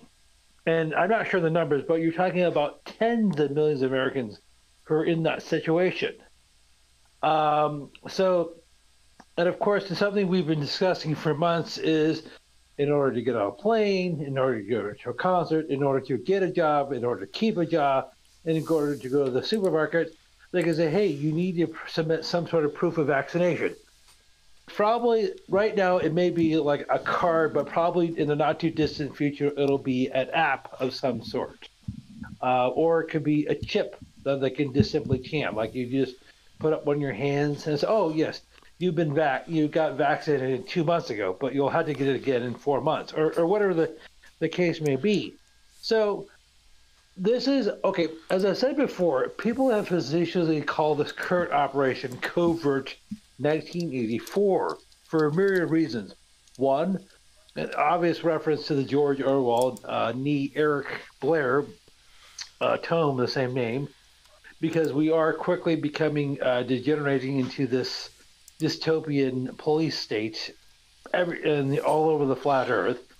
Second, that was a year in which Ronald Reagan reestablished diplomatic relations with the Vatican. Third, that was here in the United States. That's when Anthony Fauci became the director of the National Centers for Boybuggering or whatever infectious disease or whatever he's in charge of. Anyhow, if I just may say so, people refer to this as a plandemic. We've discussed that before. As a scamdemic. And a panicdemic. We've talked about why they've called it a scamdemic and a plandemic. Plandemonic. I'm sorry? Plandemonic. Yes, plandemonic. But a term that is not used as widely is called the panicdemic, even though that's just as appropriate. Because look at all the irrational behavior in which people have engaged. You have the toilet paper scare and the hand sanitizer scare in the spring. But something we've discussed numerous times is a whole irrational, inscrutable behavior people have towards the mask. Get out of here. Are you trying to kill me? Are you trying to kill my grandma in the nursing home? Don't you care? Mm-hmm. And, you're obviously, by not having that diaper on your face, you're clear and present danger to everybody here, even though you have no proof you're infected. But you may be infected.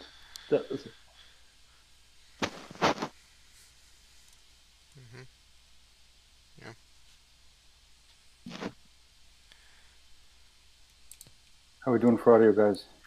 I can hear. Check. Yeah. What's that? What, we lose audio again? No, I think we're okay. What happened? I was just hearing some static. Just checking. Yeah. Interesting. Go ahead, Doc.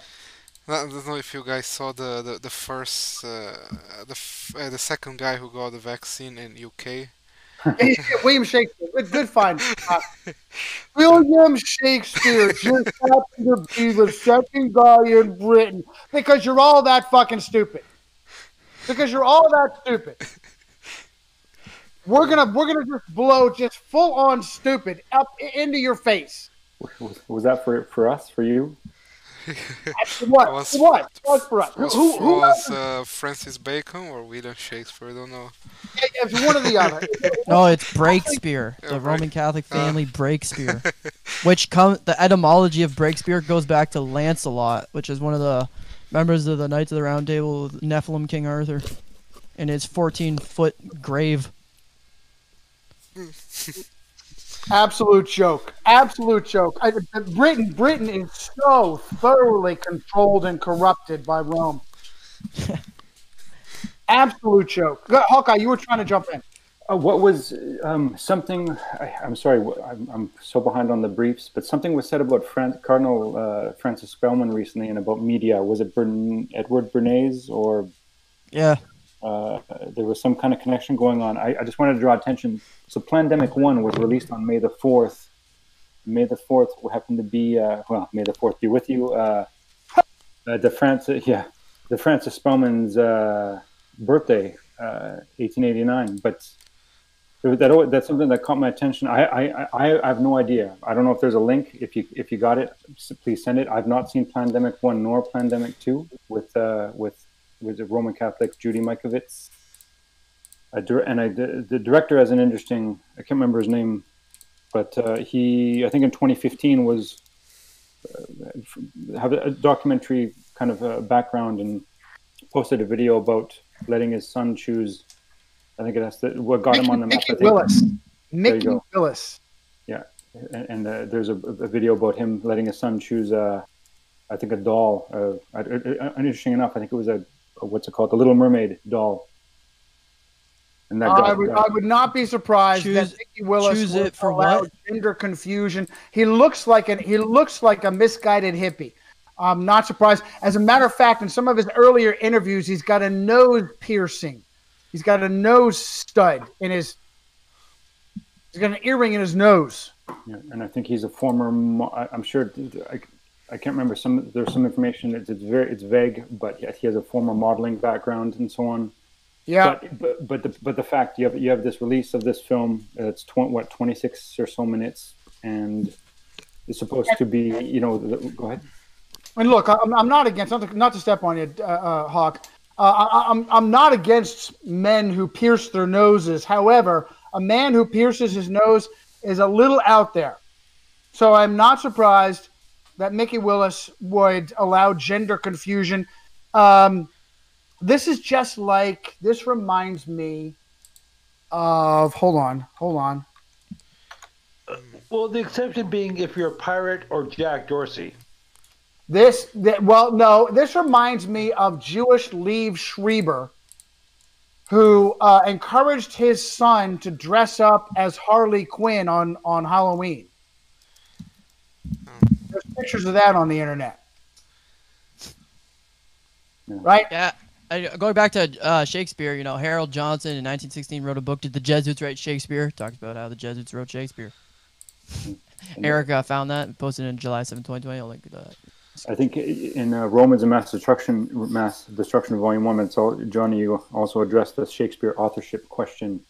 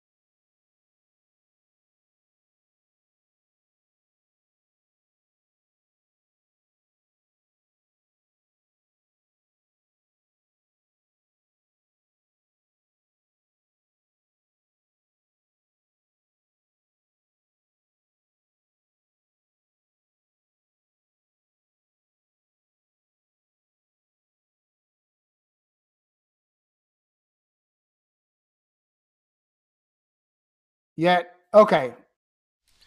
Is it back? Hello? Is it back? Hello? I can Hi, hear. hi. Yes. I can hear, we can hear each other, but it's not coming through our YouTube. I think you have a delay here, but Folks in the chat.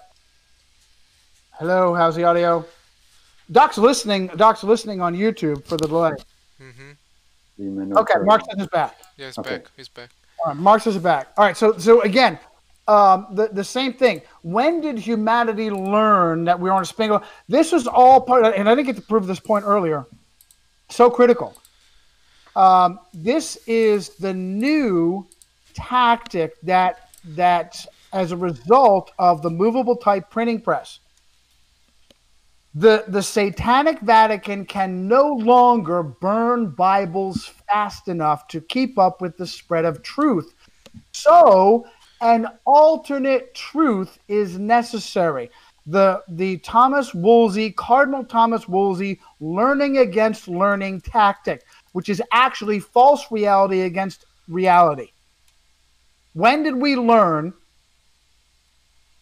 of William Shakespeare's brilliance? In the heat of the Counter-Reformation. When did we learn that a Vatican mathematician priest was showing us that we live on a spinning globe? 1547, right on the heels of the Counter-Reformation. And 7 years after the consecration of the Jesuits, on September 27th, the birthday of Ye Scrugel, by Alessandro Farnese, Paul III. And Doc's showing Frederick Tupper-Saucy right now. You have to give him credit for this. Yep. Yeah, he's very clear. Well, he uses words literally to marginalize the Bible, get it off to the side, and out of the peripheral vision of most, if not all, people. Creating an alternate reality because you want to discredit the Bible's reality. Yeah, the first thing in the Bible is the creation. So got to start at the beginning. Which is why you have something like a Jesuit, the father of the New Age, Pierre Teilhard de Chardin, creating a paleological hoax called Piltdown Man to come to the rescue of Charles Darwin. That's why you... Go ahead. Or maybe it was... Sorry, go on. Go ahead, George. And Peking Man. And yes, two hoaxes. And or maybe it was Jean-Baptiste Lamarck, right? Jesuit educated to be a Jesuit priest, who's the real father of evolution. Guys. Shit. What? What? All right, this is getting old. Oh, I can hear you guys this time. Yeah. And of course, the... Hang on, George. I want to make double sure that our sound is back up. No, I can hear the sound. Okay, all right, okay. Yeah. All right. John Wang had lost it for a minute. Okay. Well, Augustine and Aquinas are the fathers of evolution. They invented it. And Jean-Baptiste Lamarck, who was Jesuit educated to be a Jesuit priest, but then left, is where Darwin stole his theory of from. Well, by the way, if I may say so, by the way, the tilt of the Earth is supposed to be 66.6 degrees. That's right, George. Yeah. Trust the experts, George. You can't measure the tilt of the Earth yourself. Trust the experts. So let's also remember that as people started to ask questions, Galileo Galilei, we love him so much, we simply call him Galileo, was teaching at the first Jesuit college. And he was a member of the Academy of the Flying, or the Academy of the Sunlinks in Rome, which is one of the Villa Farnese's villas, and it was set up by the Jesuits. And there's 3 Jesuits who were members at the same time. Galileo was a member. Galileo, who was very close to his daughter, who was a nun, so close they're buried together. Very creepy. Definitely the guy I would trust. And this during the time, so you have the 1543 Copernicus's book is published. You have the Council of Trent, actually the beginning, I think it was December 13th, 1545, which over a period of 16 years, that you have futurism and preterism in the late 1500s, and at the same time you have the explosion of the Jesuit order in all cardinal directions over the flat Earth, supposedly spreading the gospel. Yeah, outstanding. I got that wrong. I said 1547. It was 1543, Hawkeye? Yep. For De Revolutionibus. And just as you mentioned earlier, he did not want it published in his lifetime. He was forced by the Catholic Church to publish before his death because he knew he was full of shit.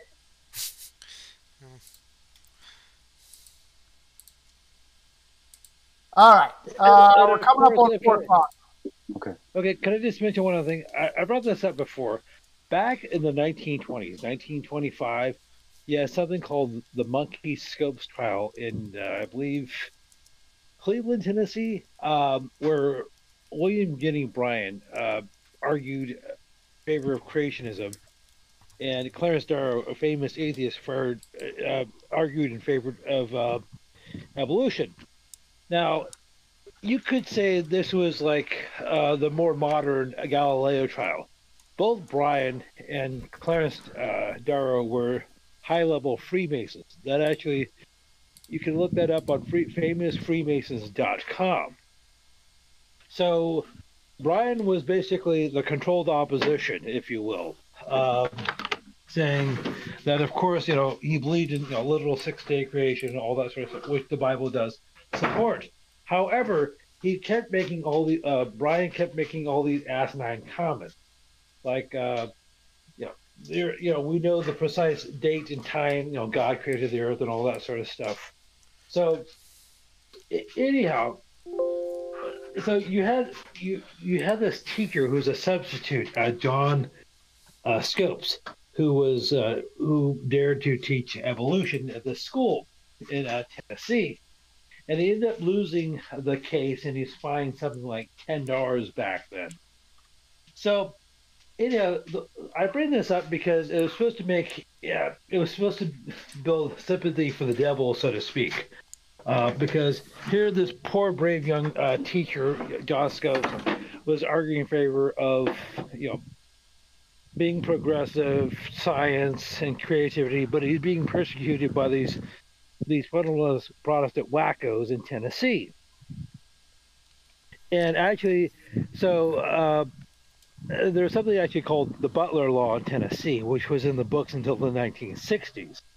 So finally, during the 1950s, there was a change of heart across the U.S., particularly in the South, saying, you know what, after 1957, when the Russians allegedly launched Sputnik, and I say the first satellite in outer space, allegedly, people said, you know what, these Ruskies are way more advanced than we are in terms of mathematics and sciences.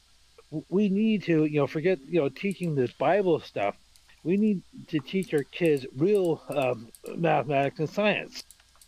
So that was when there was a big push to teach evolution in U.S. governmental schools. Yeah, George, and it is complete gaslighting. It was absolute gaslighting in the most typical fashion, because it is modern science that is actually pseudoscience. It is the modern science that is not based on the scientific method. It is scientists that are the real druids who ignore their own disciplines in order to foster bullshit. It's not observable, testable, repeatable. That's the real joke of it all. And that long gets forgotten because of the archetype, the white coat. Just what were you? Didn't it start? The brief that was erased was the Lithuanian.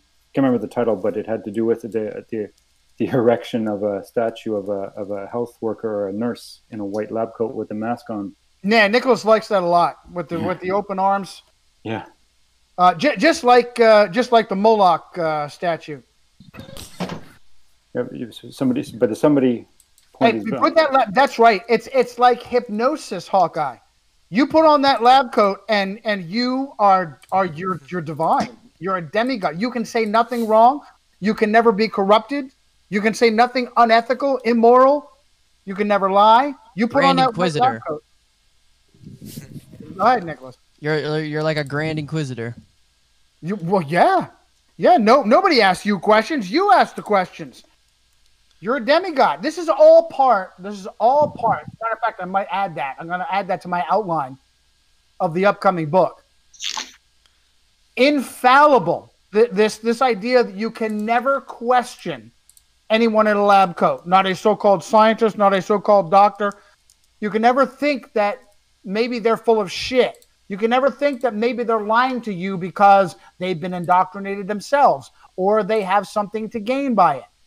Yeah, wizards without coats. Now it's, or wizards without cloaks. Now it's lab coats. Well, how about this though? It like just being an observer. You know, yes, it's a closed when observing family members, but also members of that generation, the baby boomer generation. Like, yeah, as soon as the white lab coat talks, like say my parents, yeah, they don't listen, they don't question. Just it's the same generation that the 5, 6 o'clock, 7 o'clock, 11 o'clock news is on, and it's watching blankly and taking in, and what they hear is truth. Why would anybody lie to them? Why would anybody lie to them? Right? Well, so I realize it's about 4 o'clock, right, Eastern, 1 p.m. Pacific. I don't think it's a coincidence that television became commercially available after the Second 30 Years' War, i.e. World War II. Yes, it was available in a commercial form, as early as the 1920s.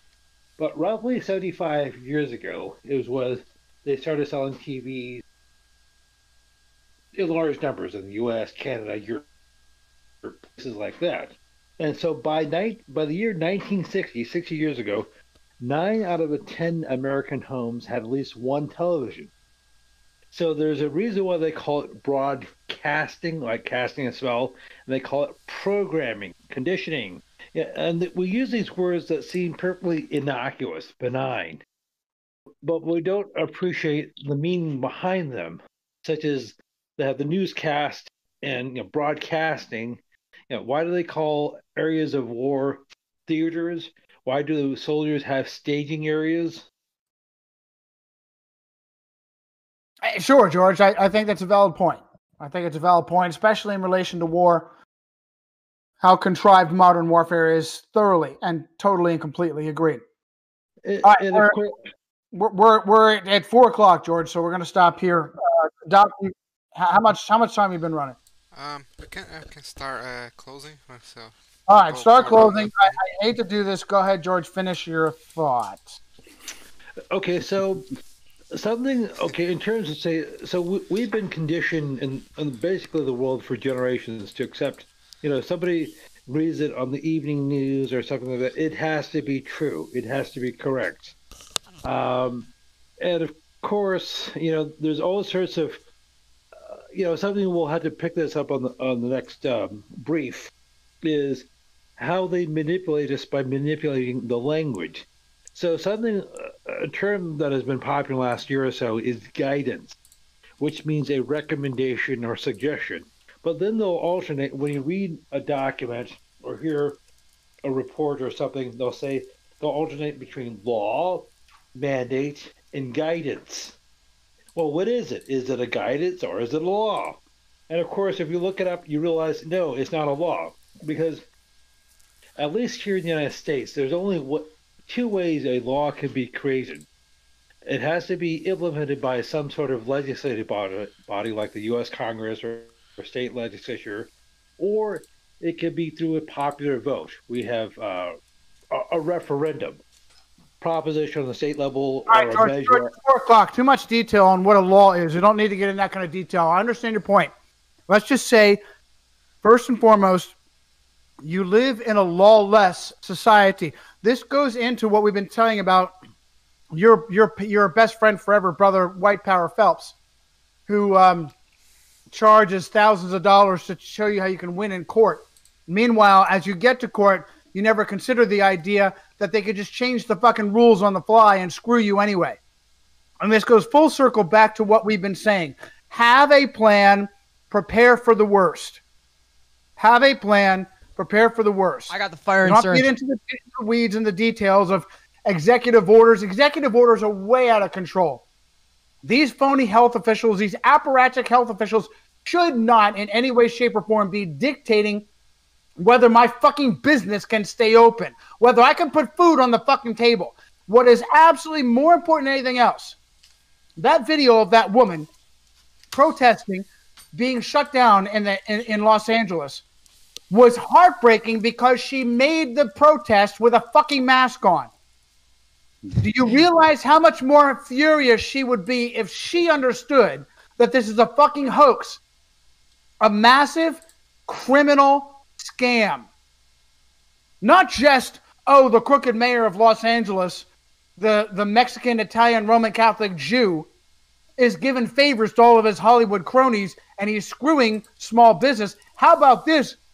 He's part of a massive criminal enterprise that is destroying me and enabling him and making billions for CIA Roman Catholic enterprises like Cuban emigre Bezos. That's what's more important. Round the hall. Nicholas, go ahead and finish. I'm sorry, George. I didn't mean to step on you, but we're back against the close of the show, and I didn't want to get too much into the weeds and the details of what a law is. Nicholas, go ahead and finish. Kepler, his Jesuit confessor and confidant and advisor was Jesuit Nicholas Serrarius. That's all you need to know. How do you spell that? Nicholas Serarius. Could you say Nicholas Cirucci? What? I'm sorry, Nick, could you email that to me? Sure. Okay, thanks. Well done. Okay, Hawkeye. No, thanks. Just great being here.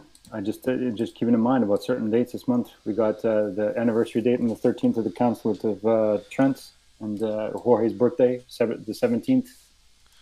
And there's other dates in between, and then of course remember the 14th, the anniversary date of the 1 year of your book, Johnny, Romans and Mass Destruction, Volume 1, available at Amazon, Amazon.com or .ca. God bless you, Hawkeye. And Doc, that brings us full circle. Yeah, I have nothing to add. It was a great show today, guys. Yeah, see, this is what happens. Yep. Good. This is what happens when I say, okay, well, let me go ahead and get Doc started. 2 hours of getting started. It's 2025 when I get this fucking book written. Sorry, pardon my language. It'll be 2025 when I get this book written. Yeah. All right, so Nicholas and Doc, stand by. Go to the off-air channel when we're done, so we can talk about the administration of the show. Okay. All right, guys. See you guys. Great job. Love you, everybody. Love all my flying monkeys. And I guess we'll see you on Monday, God willing. And God bless. Stay safe. And fight the power. Yeah. Take care, guys. Well, God bless. Thank you very much.